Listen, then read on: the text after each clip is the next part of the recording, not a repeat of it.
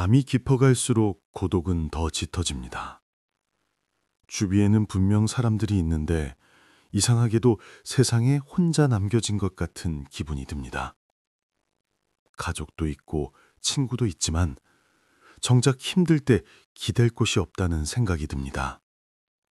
아무도 내 편이 아니라는 외로움이 가슴을 짓누릅니다. 혹시 지금 여러분도 이런 마음을 느끼고 계신가요? 그렇다면 오늘 이 이야기를 끝까지 들어주시기 바랍니다. 여러분은 결코 혼자가 아니라는 것을 알게 되실 겁니다. 60세 경수 씨는 어제도 혼자 술을 마셨습니다. 집에는 아내가 있고 자식들도 멀지 않은 곳에 살고 있지만 경수 씨는 차라리 혼자 있는 것이 편합니다. 아내와 대화를 나누려 해도 서로 말이 통하지 않습니다. 경수 씨가 회사에서 있었던 일을 이야기하면 아내는 듣는 둥 마는 둥 합니다. 경수 씨가 요즘 마음이 힘들다고 말하면 아내는 나도 힘들다며 자기 이야기만 늘어놓습니다. 자식들에게 전화를 걸어도 마찬가지입니다. 아들은 늘 바쁘다며 통화를 빨리 끝내려 합니다. 딸은 조금 낫지만 경수 씨의 이야기보다는 자기 고민을 털어놓는데 더 집중합니다. 경수 씨는 그럴 때마다 묻고 싶습니다. 나는 너희들의 아버지가 아니라 그저 문제를 해결해주는 사람일 뿐이냐고 말입니다. 하지만 차마 그 말을 꺼내지 못합니다. 서운하다고 말하면 오히려 자신이 이기적인 사람처럼 보일 것 같습니다. 친구들도 있습니다. 오랜 세월 함께 해온 친구들이 있습니다. 하지만 그들과 만나도 경수 씨는 속마음을 털어놓지 못합니다. 친구들은 서로 자랑하기 바쁩니다. 누구는 자식이 잘 됐다고, 누구는 사업이 잘 된다고 이야기합니다. 경수 씨가 요즘 마음이 힘들다는 이야기를 꺼내면 분위기가 어색해집니다. 친구들은 대충 위로의 말 몇 마디를 던지고는 다시 자기 이야기로 돌아갑니다. 경수 씨는 그렇게 사람들 속에서 외로움을 느낍니다. 분명 혼자가 아닌데 혼자인 것 같습니다. 주변에 사람은 많은데 정작 내 편은 아무도 없는 것 같습니다. 밤마다 경수 씨는 묻습니다. 내가 뭘 잘못한 걸까? 왜 나는 이렇게 외로운 걸까? 내 인생에서 나는 어디에 있었을까 하는 의문이 듭니다. 그리고 가장 슬픈 생각은 이것입니다. 내가 지금 사라져도 아무도 진짜 내 부재를 슬퍼하지 않을 것 같다는 생각입니다. 57세 미경 씨도 비슷한 고민을 안고 있습니다. 미경 씨는 평생 남을 위해 살았습니다. 시부모님을 모시고 남편을 내조하고 자식들을 키웠습니다. 자신의 꿈은 접었고 자신의 시간은 모두 가족에게 바쳤습니다. 미경 씨는 그렇게 사는 것이 당연하다고 생각했습니다. 희생하는 것이 어머니의 역할이고 아내의 의무라고 믿었습니다. 하지만 자식들이 다 커서 독립하고 남편은 여전히 자기 일에만 바쁩니다. 미경 씨는 문득 깨달았습니다. 자신은 지금까지 모두를 위해 살았지만 정작 아무도 미경 씨를 위해주지 않는다는 것을요. 남편은 미경 씨의 노력을 당연하게 여깁니다. 자식들은 엄마는 원래 그런 거라고 생각합니다. 미경 씨가 몸이 아파도 아무도 크게 걱정하지 않습니다. 엄마는 튼튼하니까 괜찮을 거라고 말합니다. 미경 씨가 외롭다고 말하면 친구들이나 만나라고 합니다. 하지만 미경 씨가 원하는 것은 그런 위로가 아닙니다. 진심으로 자신의 마음을 알아주는 사람이 필요합니다. 자신이 얼마나 힘들었는지, 얼마나 외로웠는지를 이해해주는 단 한 사람이라도 있으면 좋겠습니다. 미경 씨는 요즘 자주 웁니다. 아무도 보지 않는 곳에서 조용히 눈물을 흘립니다. 왜 이렇게 살아야 했을까 하는 후회가 밀려옵니다. 내 인생에서 나는 어디에 있었을까 하는 의문이 듭니다. 그리고 가장 슬픈 생각은 이것입니다. 내가 지금 사라져도 아무도 진짜 내 부재를 슬퍼하지 않을 것 같다는 생각입니다. 65세의 동철 씨는 다른 종류의 외로움을 느낍니다. 동철 씨는 은퇴 후 갑자기 세상에서 필요 없는 사람이 된 것 같습니다. 회사 다닐 때는 사람들이 동철 씨를 찾았습니다. 부하 직원들도 있었고 거래처 사람들도 있었습니다. 전화도 자주 왔고 약속도 많았습니다. 동철 씨는 그것이 자신의 능력이라고 생각했습니다. 하지만 은퇴하고 나니 모든 것이 달라졌습니다.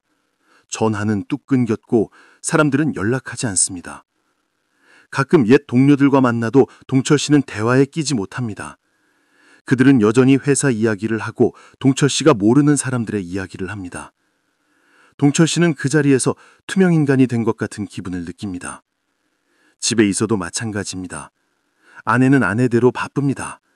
친구들도 만나고 취미 생활도 합니다. 동철 씨만 갈 곳이 없습니다. 평생 일만 하다 보니 취미도 없고 친한 친구도 없습니다. 동철 씨는 하루 종일 텔레비전을 보며 시간을 보냅니다. 그러다 문득 깨닫습니다. 자신이 평생 쌓아온 것들이 실은 아무것도 아니었다는 것을요. 사람들은 동철 씨를 좋아한 것이 아니라 동철 씨의 지위를 좋아했던 것입니다. 동철 씨 자체가 아니라 동철 씨가 제공할 수 있는 무언가를 원했던 것입니다.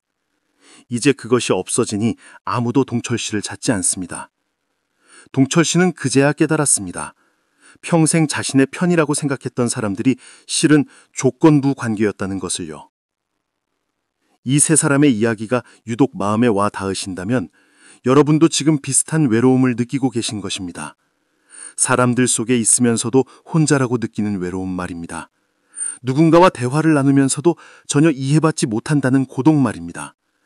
분명 가족이 있고 친구가 있는데 정작 내 편은 아무도 없는 것 같은 허무한 말입니다. 하지만 여기서 중요한 질문을 해야 합니다. 정말 아무도 내 편이 아닌 걸까요? 아니면 우리가 진짜 관계를 만들지 못한 걸까요? 우리가 먼저 마음을 열지 않았던 것은 아닐까요? 내가 필요할 때만 사람들을 찾고 상대방이 필요할 때는 외면한 것은 아닐까요?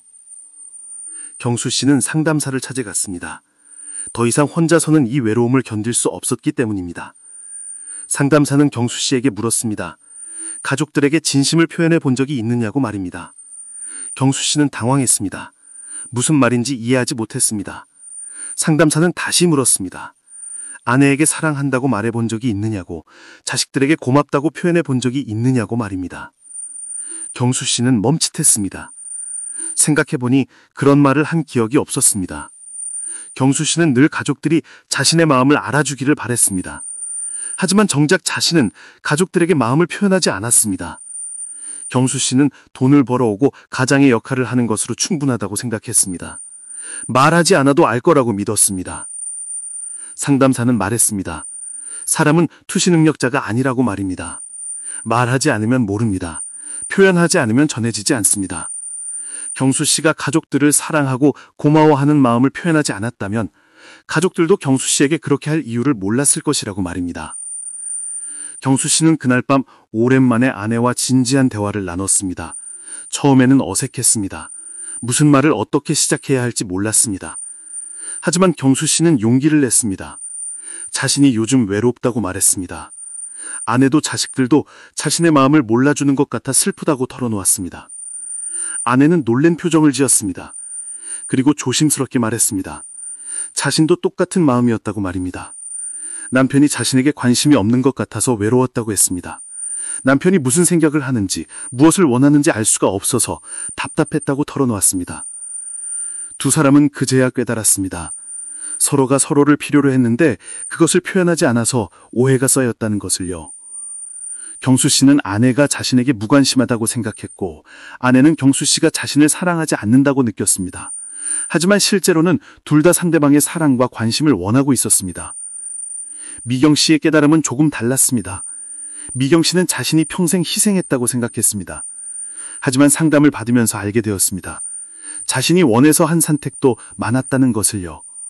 누가 강요하지 않았는데도 미경 씨가 스스로 그렇게 살기로 결정한 순간들이 많았습니다. 미경 씨는 가족들에게 자신의 희생을 인정받고 싶어 했습니다. 하지만 가족들은 미경 씨가 원해서 한 일이라고 생각했습니다. 미경 씨가 행복하게 그렇게 사는 줄 알았습니다. 미경 씨가 힘들다고 말하지 않았기 때문입니다. 미경 씨가 다른 삶을 원한다고 표현하지 않았기 때문입니다. 미경 씨는 딸에게 편지를 썼습니다. 그동안의 마음을 솔직하게 적었습니다. 자신이 얼마나 외로웠는지, 얼마나 힘들었는지를 털어놓았습니다. 하지만 그것을 비난이 아니라 고백으로 전했습니다. 딸을 원망하는 것이 아니라 엄마도 사람이고 때로는 약한 존재라는 것을 알려주고 싶었습니다. 딸은 울면서 엄마를 안아줬습니다. 엄마가 그렇게 힘들었는지 몰랐다고 말했습니다. 엄마는 강한 사람이라고 생각했다고 했습니다. 이제는 엄마의 마음을 더 헤아리겠다고 약속했습니다. 미경 씨는 그 순간 깨달았습니다. 자신에게 필요했던 것은 인정이 아니라 이해였다는 것을요. 동철 씨는 가장 어려운 과정을 겪었습니다. 동철 씨는 새로운 관계를 만들어야 했습니다. 진짜 자신을 좋아하는 사람들과의 관계 말입니다. 동철 씨는 봉사활동을 시작했습니다.